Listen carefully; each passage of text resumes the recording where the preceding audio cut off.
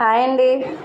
ఏంటి చూస్తుంటే నోరు ఊరుతుందా? అయితే రండి ఎలా చేసుకోవాలో చూద్దాం. ముందుగా గోంగూర శుభ్రంగా కడిగేసుకొని ఒక దాంట్లో వేసుకొని ఒక 4 పచ్చిమిర్చి కొంచెం ఆయిల్ వేసుకొని గోంగూర బాగా మగ్గిపోయాక చల్లారాక మిక్సీ ఆడుకొని పక్కన పెట్టుకున్నాక స్టవ్ మీద పాన్ పెట్టుకొని ఒక 3 స్పూన్ల ఆయిల్, కొంచెం జీలకర్ర, బిర్యానీ దినుసులు వేసి ఒక 3 ఉల్లిపాయలు సన్నగా తరుక్కుని 4 పచ్చిమిర్చి, 3 టమాటాలు, ఉల్లిపాయ టమాటా బాగా మగ్గిపోయాక ముందుగానే మనం కడిగి పెట్టుకున్న గోదావరి రొయ్యలు ఉన్నాయి చూసారా?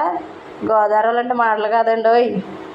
ఇలా రొయ్యలు శుభ్రంగా కడుక్కొని రొయ్యలు వేసేసి రొయ్యలు బాగా మగ్గిపోయాక మీ టేస్ట్ తగ్గ సాల్టు, ఒక 2 స్పూన్ల కారం, 1 స్పూను గరం మసాలా, 1 స్పూను ధనియాల పొడి వేసి కొంచెం మసాలా బాగా మగ్గాక ముందుగానే మనం ఆడిపెట్టుకున్న గోంగూర వేసుకుంటే చాలా బాగుంటుందండి కూర.